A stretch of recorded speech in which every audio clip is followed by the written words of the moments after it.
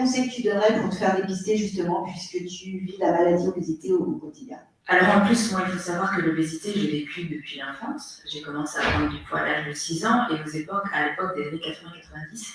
Donc autant vous dire que les médecins, tout ça, n'étaient pas du tout formés à ce type de maladie, faut le dire. Les conseils, c'était à mes parents tout de suite régime restrictif. Et moi, je n'avais pas du tout conscience qu'il y avait un problème et c'est mon entourage qui m'a pointé du doigt. Tu rentres pas dans la norme, si tu continues comme ça, tu vas devenir grosse, même le terme grosse, obèse, à 6-7 ans, on n'est pas du tout là-dedans quand on est enfant. Et à partir de là, on commence à se poser des questions, on commence à se restreindre, les régimes, à tomber dans les troubles du comportement alimentaire.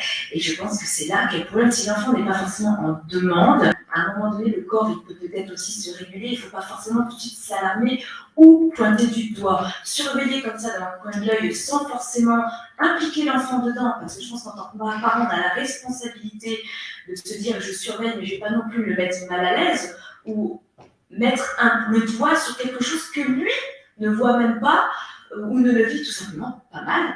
Et moi, ça a été le contraire, parce que moi, du coup, ça a créé énormément de problèmes et ça n'a fait qu'aggraver. La puberté est arrivée, des règlements, tout ça, et puis je n'ai cessé que de grossir.